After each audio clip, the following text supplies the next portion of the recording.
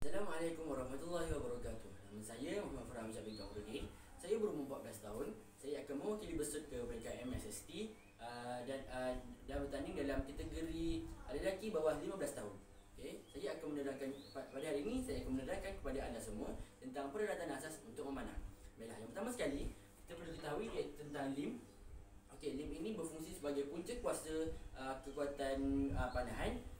Lim saya dibuat daripada fiber. Poundage lim saya iaitu 28. Okey. Kemudian yang seterusnya ini dikenali sebagai riser ataupun handle. Riser ataupun handle ini digunakan untuk menyambungkan lim dan juga meletakkan beberapa aksesori lain. Okey. Di bahagian tengah riser terletaknya arrow rest. Okey, arrow rest ini digunakan untuk meletakkan arrow semasa ingin memanah. Okey. Kemudian kita pergi kepada string. Okey. Ini dikenali sebagai string ataupun tali. String ataupun tali ini digunakan untuk menarik anak panah. Okey.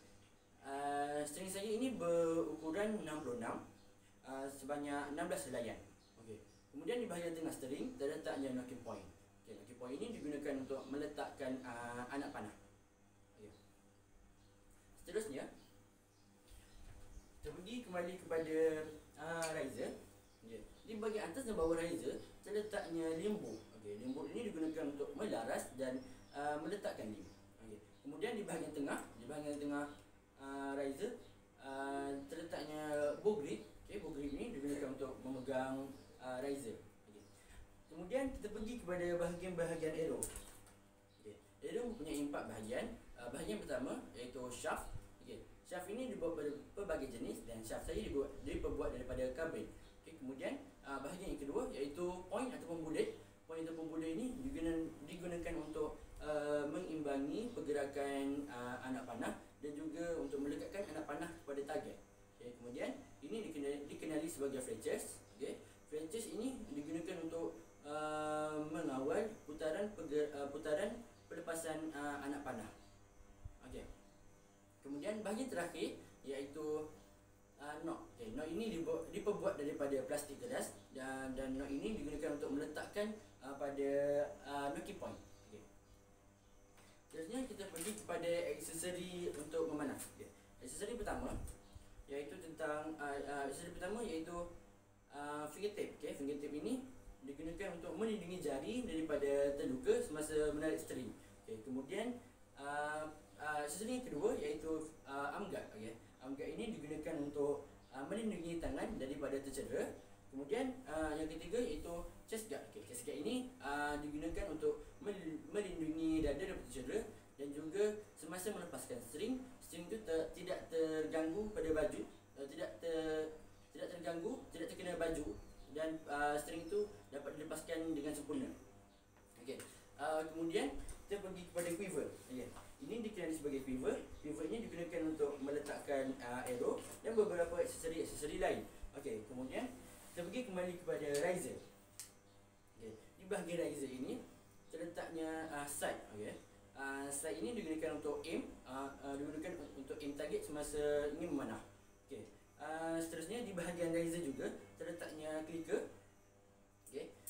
Clicker ini digunakan supaya penarikan supaya pemanah menarik tali dalam keadaan yang konsisten. Okey. Kemudian ini dikenali sebagai stabilizer. Okay. Stabilizer punya dua jenis. Yang ini iaitu long stabilizer dan juga short stabilizer. Okay. Long dan short stabilizer ini digunakan untuk menyerap gegaran semasa melepaskan anak panah. Okey. Untuk menyambungkan long dan short stabilizer, kita memerlukan extender dan juga V-bar. Okey. Kemudian untuk ini dikenali sebagai bow stand. Bow stand digunakan untuk meletakkan busur. Okey. Seterusnya kita pergi kepada cara untuk memasang bow. Okey. Yang pertama sekali sebelum kita memasang, kita perlu mengetahui bahagian atas dan bawah riser. Okey. Bahagian atas riser iaitu berdekatan dengan sight dan juga bahagian bawah berdekatan dengan stabilizer. Okay. Kemudian untuk memasang lim, kita perlu melihat kepada tag belakang ini. Jika tag ini tertulis upper letakkan lem tersebut pada bahagian atas, di bahagian atas di limbuk sampai keluar bunyi. Seperti itu. Kemudian jika tag di belakang ini tertulis lower, letakkannya pada bahagian bawah. Okey, sampai keluar bunyi. Okey, seperti itu. Kemudian kita perlu memasang string. Okey. String mempunyai dua lubang. Okey. Jika lubang string itu besar, letakkannya pada bahagian atas.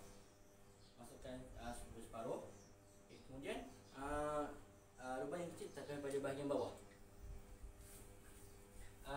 Untuk memasang string, kita boleh menggunakan alatan bantuan seperti stringers ataupun meminta bantuan daripada rakan.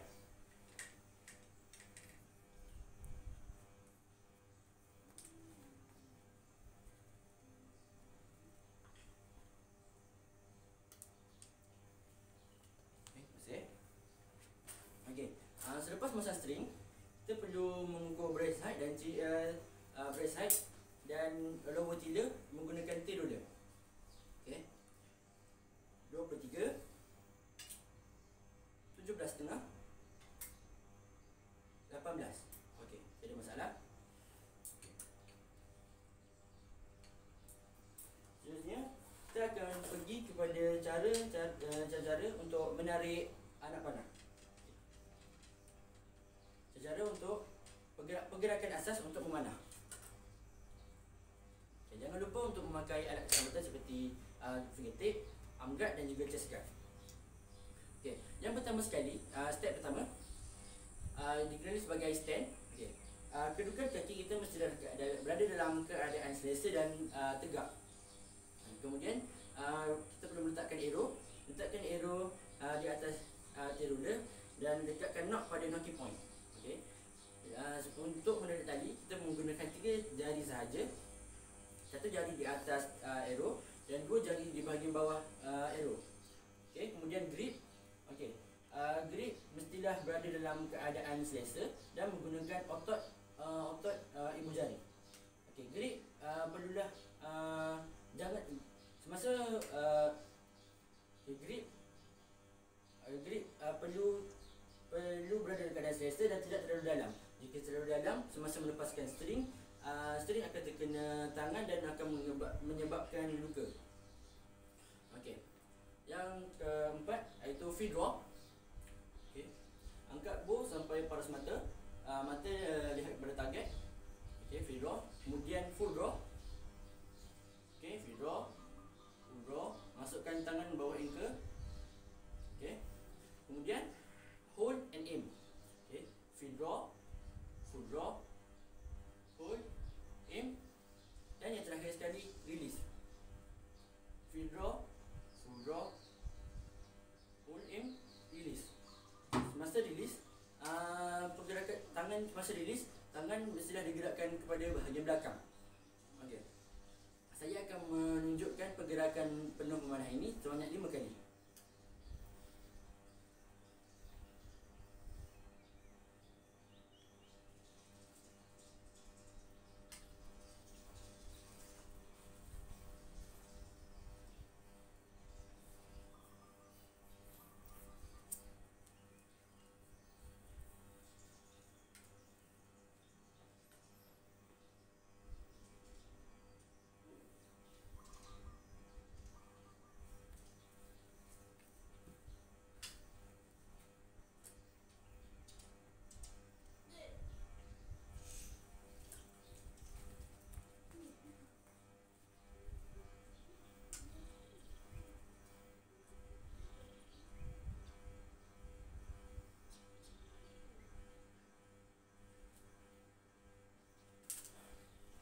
Sebelum mengakhiri pembincangan saya ingin memesan supaya ketika hendak memanah, kita perlu menggunakan alat keselamatan dan juga perlulah kita sebelum melakukan latihan, kita mesti berada dalam pengawasan jurulatih terhadap orang dewasa.